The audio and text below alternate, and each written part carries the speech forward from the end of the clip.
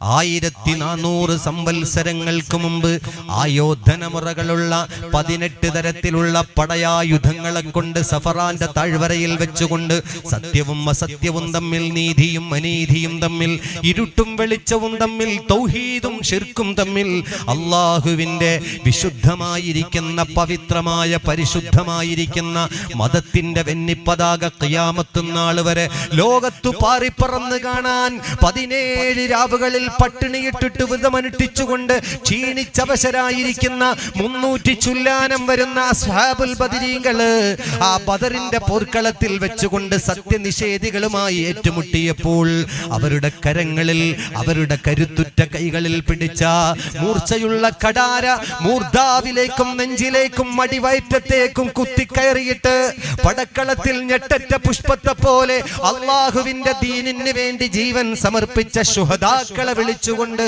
പ്രാർത്ഥന നടത്തിയാൽ ആ പ്രാർത്ഥനയ്ക്ക് അവരുത്തരം നൽകുമെന്നാണ്.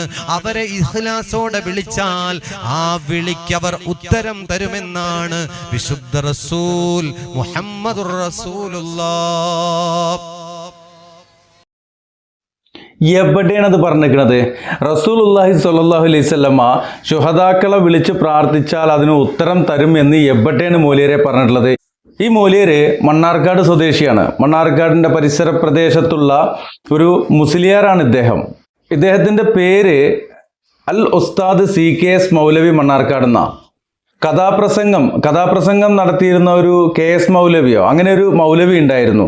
അദ്ദേഹത്തിൻ്റെ പിന്നണി ഗായകനായി തുടങ്ങിയ ഇദ്ദേഹം ഇന്ന് വലിയ ഒരു പ്രാസംഗികനും ഖാദികനും കലാകാരനും ഒക്കെ ആയിട്ട് കഥാപ്രസംഗ മേഖലയിൽ ഇസ്ലാമിക ചരിത്ര കഥാപ്രസംഗം, അത് മിസ്റിലെ മാണിക്യം എന്ന കഥാപ്രസംഗം എവിടെയാണ് നടക്കുന്നത്? പിന്നണിയിൽ പാടുന്നത് മൊയ്തീൻകുട്ടി വേങ്ങരയാണ്. മുള്ളമ്പാറയിലാണ് ഈ പ്രോഗ്രാം നടക്കുന്നത്. 2024 ഡിസംബർ 27, 28, 29. അപ്പം ഞാൻ ആരും പോകാൻ നിൽക്കണ്ട. 8 PM കഴിഞ്ഞിട്ട് നമ്മളിതൊക്കെ കാണിക്കുള്ളൂ. ഓക്കെ. അപ്പോൾ അവിടെ നടക്കുന്ന പ്രോഗ്രാമിൻ്റെ ഒരു പരസ്യത്തിൻ്റെ ഭാഗമായിക്കൊണ്ട്, ഒരു പ്രചരണത്തിൻ്റെ ഭാഗമായിക്കൊണ്ടുള്ളൊരു റീലിൽ വന്ന മുൻപ് നടന്നൊരു പ്രഭാഷണത്തിൻ്റെ ചെറിയൊരു ഭാഗം കട്ടിങ്ങാണ്. അത് കണ്ടപ്പോൾ അതിലദ്ദേഹം വളരെ പോരിശയാക്കപ്പെട്ട ബദർ ശുഹദാക്കളുടെ ആ ഒരു കാര്യങ്ങളൊക്കെ തൻ്റെതായ ശൈലിയിലുള്ള വാക്ചാതുരിയോടെ പറഞ്ഞുകൊണ്ട് അവസാനം കൊണ്ടെത്തിച്ചത് എവിടെയാണ്? ആ ശുഹദാക്കളോട് വിളിച്ച് പ്രാർത്ഥിച്ചു കഴിഞ്ഞാൽ അവർ ഉത്തരം ചെയ്യും എന്നാണ്. പരിശുദ്ധ ഖുർആന് അള്ളാഹുവിൻ്റെ ഹബീബ് സല്ലല്ലാഹു അലൈഹി വസല്ലമയ്ക്കാണ് ഇറങ്ങിയത്. ആ അള്ളാഹുവിൻ്റെ ഹബീബ് സല്ലല്ലാഹു അലൈഹി വസല്ലമ ഈ ബദരീയീൻ ഓതിക്കൊടുത്തതും ആ പരിശുദ്ധ ഖുർആൻ തന്നെയാണ്. എന്നിട്ട് ആ പരിശുദ്ധ ഖുർആനിലൂടെ അള്ളാഹ് പറയുന്ന ആയത്തുകൾ അത് വ്യക്തമായി പറയുന്നു. വഖാല റബ്ബുക്കും ഉദ്ഉനി അസ്തജിബ് ലക്കും. അള്ളാഹു പറഞ്ഞിട്ടുണ്ട്, ദുആ ചെയ്യുകയാണെങ്കിൽ അത് അള്ളാഹുവോട് ചെയ്യുക, ഞാൻ ഉത്തരം ചെയ്യാം. എന്നോട് നിങ്ങൾ പ്രാർത്ഥിക്കൂ, ഞാൻ ഉത്തരം ചെയ്യാം എന്ന് പറയുന്ന അള്ളാഹുവിൻ്റെ ആയത്തിനെ തള്ളിമാറ്റിക്കൊണ്ട്, തട്ടിക്കളഞ്ഞുകൊണ്ട് പിന്നീട് പറയുന്നത് എന്താണ്? ഇൻ തദ്ഉഹും ലാ യസ്മഉ ദുആഅക്കും വലൗ സമഉ മസ്തജാബു ലക്കും വയൗമൽ ഖിയാമത്തി യക്ഫുറൂന ബിശിർകിക്കും. ഈ ആയത്തിൻ്റെ ഓതിക്കഴിഞ്ഞാൽ അവർ പറയാം ഈ 2 ആയത്ത് തന്നെ ഉള്ളൂ എന്ന്. ചില ആളുകൾ ഫോൺ ചെയ്തുകൊണ്ട് ചോദിക്കാറുണ്ട്, ഈ 2 ആയത്തും മതി, ഇത് മതി നിങ്ങളുടെ ഈ പച്ച ശിർക്ക് തള്ളി താഴെയിടാൻ. അള്ളാഹ് പറഞ്ഞിട്ടുണ്ട്, ദുആ ചെയ്യുന്നവർ എന്നോട് ദുആ ചെയ്യും, ഞാൻ ഉത്തരം ചെയ്യാന്ന്. അപ്പുറത്ത് മറ്റൊരു അധ്യായത്തിൽ ഒരു ആയത്തിലൂടെ പറയാണ്, നിങ്ങൾ വിളിച്ച് പ്രാർത്ഥിക്കുന്ന പോലൊന്നും നിങ്ങൾക്ക് ഉത്തരം ചെയ്യൂലാന്ന്. ഇപ്പം ഏതാ നമ്മൾ സ്വീകരിക്കേണ്ടത്? ഈ 2 ആയത്ത് മതി. ഈ അല്ലാത്ത മയ്യത്തുകളെ വിളിച്ച് പ്രാർത്ഥിക്കുന്ന ആളുകളെ നിങ്ങൾക്ക് ബുദ്ധി ഉണ്ടെങ്കിൽ മനസ്സിലാക്കാൻ അതേ വേണ്ടുള്ളൂ. അപ്പോൾ KS മൗലവി പറഞ്ഞാലും CKS മൗലവി പറഞ്ഞാലും ഷിർക്ക് തന്നെയാണ്. എന്നിട്ട് എവിടെയാണ് ഷിർക്ക് എന്ന് ചോദിക്കും. യക്ഫുറൂന ബി ഷിർക്കിക്കും എന്ന് പറഞ്ഞാൽ നിങ്ങളുടെ ആ ഷിർക്ക് അത് ഷിർക്കാണ്, പങ്കുചേർക്കലാണ്. അത് നിങ്ങൾ ചെയ്യാതിരിക്കുക എന്നുള്ളത് തന്നെയാണ്. ഷിർക്ക് പറയുമ്പോൾ ആർക്കും അതിൻ്റെ ഗൗരവം അത്ര മനസ്സിലായില്ല എന്ന് തോന്നുന്നുണ്ട്. ഏതായാലും ഇൻഷാ അല്ലാഹ് സംബന്ധമായിട്ടൊരു ചെറിയ പ്രഭാഷണം അവിടെ ചേർക്കുന്നുണ്ട്. കാണുക, മനസ്സിലാക്കുക. അള്ളാഹു അനുഗ്രഹിക്കട്ടെ. അസ്സലാമു അലൈക്കും വറഹ്മത്തുള്ളാഹി. 3 സന്ദർഭങ്ങൾ പ്രധാനമായും നമുക്ക് പറയാൻ കഴിയും. ഒന്നാമത്തെ സന്ദർഭം അതിൽ ശിർക്ക് സംഭവിക്കുക എപ്പോഴാണ്? 3 സന്ദർഭങ്ങൾ പ്രധാനമായും നമുക്ക് പറയാൻ കഴിയും. ഒന്നാമത്തെ സന്ദർഭം മരിച്ചു കിടക്കുന്നവരെ വിളിച്ചു പ്രാർത്ഥിക്കുക എന്നതാണ്. മരിച്ചു കിടക്കുന്നവർ, മരിച്ചുപോയവർ, അവരെ വിളിച്ചു പ്രാർത്ഥിച്ചാൽ അത് അവരുടെ ഖബറിന് അടുത്ത് നിന്നാകട്ടെ, അവരുടെ ഖബറിന്റെ ദൂരെ നിന്നുകൊണ്ടാകട്ടെ, എവിടെ നിന്നാകട്ടെ, മരിച്ചു കിടക്കുന്ന ഏതെങ്കിലും ഒരാൾ വിളിച്ചു പ്രാർത്ഥിച്ചാൽ ഇസ്ലാമിൽ നിന്ന് പുറത്തു പോകുന്ന ശിർക്കാണത്, കുഫ്റാണത്. അല്ലാഹു സുബ്ഹാനഹു വ തആല പറഞ്ഞു, ഇൻ തദ്ഊഹും ലാ യസ്മഉ ദുആഅക്കും, നിങ്ങൾ അവരെ വിളിച്ചു പ്രാർത്ഥിച്ചാൽ ലാ യസ്മഉ ദുആഅക്കും, അവർക്ക് നിങ്ങളുടെ പ്രാർത്ഥന കേൾക്കാൻ സാധിക്കുകയില്ല.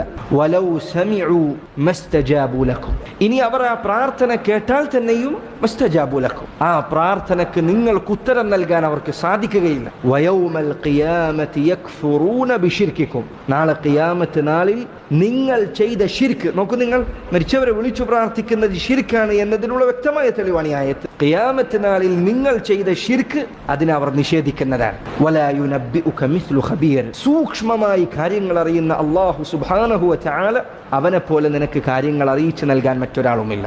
അപ്പോൾ സഹോദര, മരിച്ചു കിടക്കുന്ന ഒരാളെ വിളിച്ചു പ്രാർത്ഥിച്ചാൽ, അയാളോട് സഹായം ചോദിച്ചാൽ, അയാളോട് ദുആ ചെയ്താൽ, അയാളുടെ ജാറത്തിന് അരികിൽ പോയി അയാളോട് വിളിച്ചു പ്രാർത്ഥിച്ചാൽ, ആ ജാറത്തിൽ കിടക്കുന്ന വലിയനോട് സഹായം തേടിയാൽ അത് ശിർക്കാണ്. നോക്കൂ നിങ്ങൾ, അല്ലാഹുവിന്റെ റസൂൽ സല്ലല്ലാഹു അലൈഹി വസല്ലമയേക്കാൾ മഹത്വവും ശ്രേഷ്ഠതയുമുള്ള മറ്റാരാണ് മനുഷ്യരുടെ കൂട്ടത്തിലുള്ളത്, അല്ല ദുനിയാവിലുള്ളത്? നബി സല്ലല്ലാഹു അലൈഹി വസല്ലം വഫാത്തായി ഏതെങ്കിലും ഒരു ദിവസം അബൂബക്കർ സിദ്ദീഖ് റളിയല്ലാഹു അൻഹു ഖിലാഫത്തിന്റെ തർക്കമുണ്ടായില്ലേ?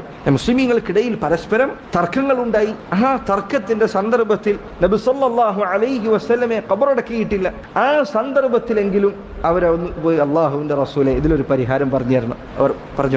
അവർ ചോദിച്ചോ? മുസ്ലിമീങ്ങളെ എത്രയധികം ബാധിക്കുന്ന ഒരു വിഷയമാണത്.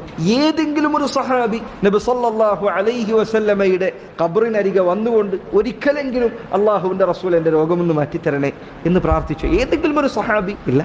നബി സല്ലല്ലാഹു അലൈഹി വസല്ലമയുടെ ഖബർ അവിടെ ഉണ്ടായിരിക്കെ സഹാബിമാരത് ചെയ്തിട്ടില്ല എങ്കിൽ റസൂലുള്ളാഹി സല്ലല്ലാഹു അലൈഹി വസല്ലമക്ക് ശേഷമുള്ളവർ, ഔലിയാക്കന്മാർ, അതിൽ താഴെ വരുന്ന ആളുകൾ, സാലിഹീങ്ങൾ, ശുഹദാക്കൾ, അവരുടെ ഖബറിനരികെ പോയിക്കൊണ്ട് നിനക്ക് എങ്ങനെയാണ് പ്രാർത്ഥിക്കാൻ കഴിയുക? നമ്മുടെ ഉമ്മയായ ആയിഷ റളിയല്ലാഹു അൻഹ, അവരുടെ മുറിയിലാണ്, അവരുടെ വീട്ടിലാണ് നബി സല്ലല്ലാഹു അലൈഹി വസല്ലമയെ ഖബറടക്കിയത്. ആയിഷ റളിയല്ലാഹു അൻഹ അവരും അതുപോലെ തന്നെ മുസ്ലിമീങ്ങളിൽപ്പെട്ട മറ്റൊരു വിഭാഗവും തമ്മിൽ പ്രശ്നങ്ങൾ ഉണ്ടായിട്ടുണ്ട്. അത് യുദ്ധത്തിലേക്ക് വരെ നയിക്കപ്പെട്ടിട്ടുണ്ട്.